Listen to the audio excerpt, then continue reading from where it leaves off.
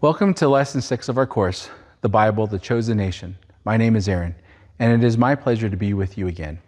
In this lesson, we will begin our study of the kings of Israel. We'll learn in this lesson that God's people once again face some very tough times. We all face difficulties in life, and many times those troubles seem enormous. When we compare our problems to our own ability to solve them, problems can seem impossible to solve. Where do we go for help? In this lesson, our Old Testament story will provide answers. In the first book of Samuel, chapter 17, we meet David, the youngest son of Jesse, living near Bethlehem. His work was taking care of his father's sheep. The prophet Samuel had already anointed David as the future king of Israel. The Spirit of the Lord was upon him. Also, David knew King Saul and often played the harp for him. This is the story of David and Goliath. It begins with the Israelite army at war. None of King Saul's men wanted to face Goliath, a giant-sized soldier in the Philistine army. When David heard about this, he trusted in the Lord and volunteered to fight the giant. David knew that God certainly had greater power than Goliath, so David bravely faced Goliath and relied on God's power to grant him victory. Let's learn more about this amazing battle. Now the Philistines gathered their forces for war and assembled at Socoh in Judah. They pitched camp at Ephes Dammim between Socoh and Azekah. Saul and the Israelites assembled and camped in the valley of Elah and drew up their battle line to meet the Philistines. The Philistines occupied one hill and the Israelites another, with a valley between them. A champion named Goliath, who was from Gath, came out of the Philistine camp. His height was 6 cubits and a span. He had a bronze helmet on his head and wore a coat of scale armor of bronze, weighing 5,000 shekels. On his legs, he wore bronze greaves, and a bronze javelin was slung on his back. His spear shaft was like a weaver's rod, and its iron point weighed 600 shekels.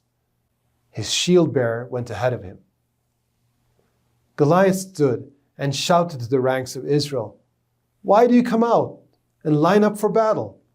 Am I not the Philistine, and are you not the servants of Saul? Choose a man and have him come down to me. If he is able to fight and kill me, we will become your subjects. But if I overcome him and kill him, you will become our subjects and serve us." Then the Philistines said, "This day I defy the armies of Israel. Give me a man and let us fight each other." On hearing the Philistines' words, Saul and all the Israelites were dismayed and terrified. Now David was the son of an Ephrathite named Jesse, who was from Bethlehem in Judah. Jesse had 8 sons, and in Saul's time he was very old. Jesse's 3 oldest sons had followed Saul to the war. The firstborn was Eliab, the second Abinadab, and the third Shammah. David was the youngest. The 3 oldest followed Saul. But David went back and forth from Saul to tend his father's sheep at Bethlehem. For 40 days, the Philistine came forward every morning and evening and took his stand. Now Jesse said to his son David, "Take this ephah of roasted grain and these 10 loaves of bread for your brothers and hurry to their camp. Take along these 10 cheeses to the commander of their unit. See how your brothers are and bring back some assurance from them. They are with Saul and all the men of Israel in the valley of Elah, fighting against the Philistines." Early in the morning, David left the flock in the care of a shepherd, loaded up, and set out, as Jesse had directed. He reached the camp as the army was going out to its battle positions, shouting the war cry. Israel and the Philistines were drawing up their lines, facing each other. David left his things with the keeper of supplies, ran to the battle lines, and asked his brothers how they were. As he was talking with them, Goliath, the Philistine champion from Gath, stepped out from his lines and shouted his usual defiance, and David heard it. Whenever the Israelites saw the man, they all fled from him in great fear. Now the Israelites had been saying, "Do you see how this man keeps coming out? He comes out to defy Israel. The king will give great wealth to the man who kills him. He will also give him his daughter in marriage and will accept his family from taxes in Israel." David asked the men standing near him, "What will be done for the man who kills this Philistine and removes this disgrace from Israel? Who is this uncircumcised Philistine that he should defy the armies of the living God?" They repeated to him what they had been saying and told him, "This is what will be done for the man who kills him." When Eliab, David's oldest brother, heard him speaking with the men, he burned with anger at him and asked, "Why have you come down here? And with whom did you leave those few sheep in the wilderness? I know how conceited you are and how wicked your heart is. You came down only to watch the battle." "Now what have I done?" said David. "Can't I even speak?" He then turned away to someone else and brought up the same matter, and the men answered him as before. What David said was overheard and reported to Saul, and Saul sent for him. David said to Saul, "Let no one lose heart on account of this Philistine. Your servant will go and fight him." Saul replied, "You are not able to go out against this Philistine and fight him. You are only a young man, and he has been a warrior from his youth." But David said to Saul, "Your servant has been keeping his father's sheep. When a lion or a bear came and carried off a sheep from the flock, I went after it, struck it, and rescued the sheep from its mouth. When it turned on me, I seized it by its hair, struck it, and killed it. Your servant has killed both the lion and the bear. This uncircumcised Philistine will be like one of them, because he has defied the armies of the living God. The Lord who rescued me from the paw of the lion and the paw of the bear will rescue me from the hand of this Philistine." Saul said to David, "Go, and the Lord be with you." Then Saul dressed David in his own tunic. He put a coat of armor on him and a bronze helmet on his head.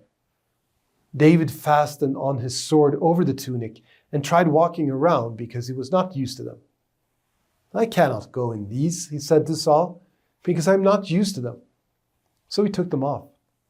Then he took his staff in his hand, chose 5 smooth stones from the stream, put them in the pouch of his shepherd's bag, and with his sling in his hand, approached the Philistine.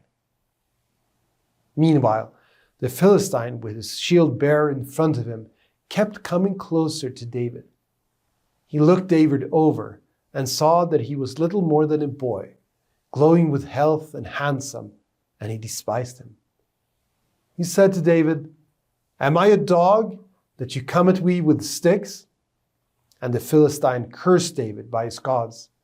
"Come here," he said, "and I'll give your flesh to the birds and the wild animals." David said to the Philistine, "You come against me with sword and spear and javelin, but I come against you in the name of the Lord Almighty, the God of the armies of Israel, whom you have defied.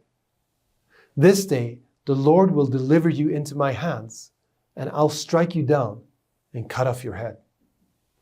This very day I will give the carcasses of the Philistine army to the birds and the wild animals, and the whole world will know that there is a God in Israel. All those gathered here will know that it's not by sword or spear that the Lord saves, for the battle is the Lord's, and he will give all of you into our hands." As the Philistine moved closer to attack him, David ran quickly toward the battle line to meet him.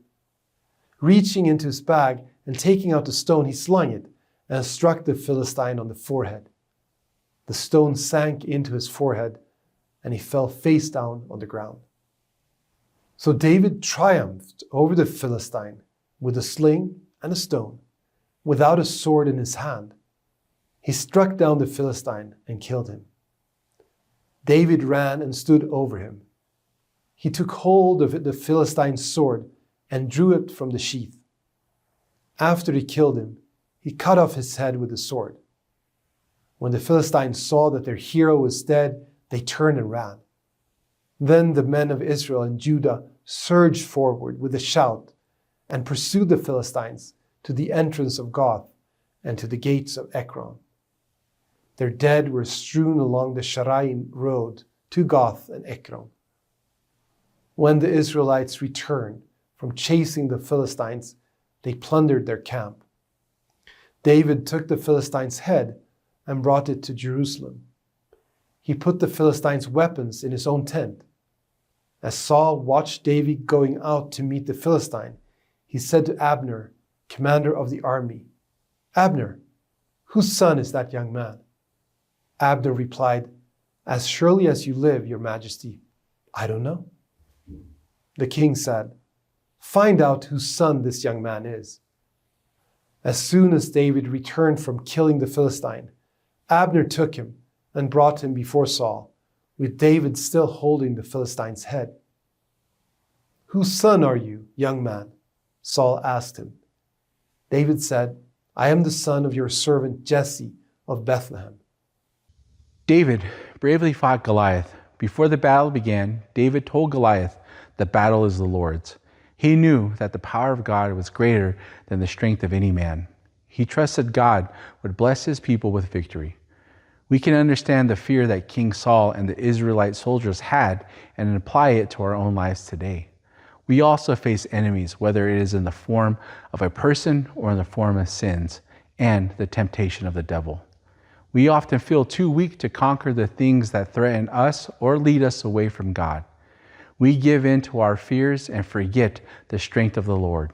It's difficult to trust God fully.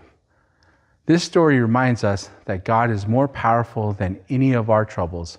Remember how David said, "The battle is the Lord's"? Through Christ, God has already overcome the greatest enemies of sin and death and the devil.